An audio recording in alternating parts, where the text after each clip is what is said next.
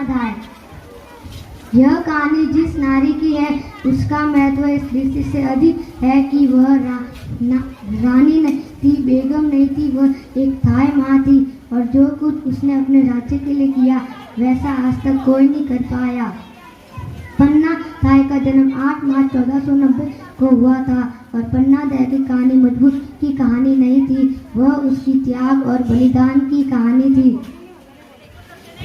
चित्तौड़गढ़ में महाराणा संग्राम सिंह की मृत्यु के बाद बड़ी अव्यवस्था फैल गई। उनके बड़े पुत्र भोजा पहले से ही कालग्रस्त हो गए थे। दूसरे पुत्र विक्रम सिंह 14-15 वर्ष के थे। सबसे छोटे पुत्र उदय सिंह केवल 7-8 वर्ष के थे। उदय सिंह की देखभाल पन्ना धाय करती थी। पन्ना धाय का भी पुत्र था चंदन, वह भी उदय सिंह जितना ही बड़ा था। महाराणा संग्राम सिंह के निधन के बाद विक्रम सिंह का राज तिलक किया गया, मगर एक दासी पुत्र बनवीर उस समय भयंकर षड्यंत्र में लगा हुआ था।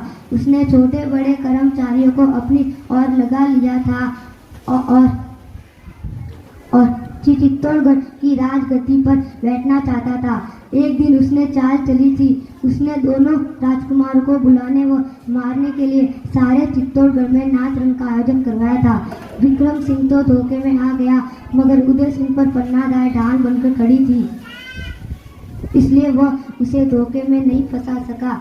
पन्नाधाय को पता लग चुका था कि बनवीर धोखे से उदय सिंह को मारना चाहता है, इसलिए वह उसे महल के बाहर भी नहीं ले जा सकती थी, क्योंकि बनवीर ने अपने आदमियों को चौकसी पर लगा रखा था।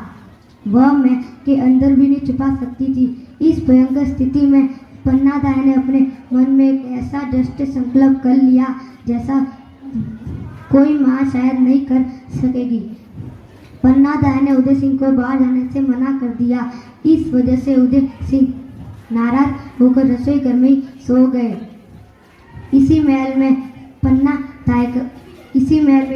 कीरत नामक काबारी पन्नाधाय का भक्त था। वह महलों में झूठी पत्तलें इकट्ठी करके ले जाने का काम करता था। पन्नाधाय ने उसे उदय सिंह की जान बचाने के लिए काम सौंपा कि वह अपने टोकरे में उदय सिंह को छिपाकर महल से बाहर पहुंचा दे। पन्नाधाय के आने तक वह उसकी रक्षा करे। पन्नाधाय ने अपने बेटे चंदन को खाना लाकर प्यार किया और उदय सिंह पर पलंग पर लेटा दिया और अच्छी कहानियां सुनाकर सुला दिया। थोड़ी देर में हत्यारा बनवीर विक्रम सिंह के खून से सनी तलवार लेकर उदय सिंह के पक्ष में घुसा। पन्नाधाय ने कड़क होकर उसे धिक्कारा फटकारा, मगर वह राज्य के नशे में पागल उसने पन्ना की एक नहीं सुनी। एक माँ की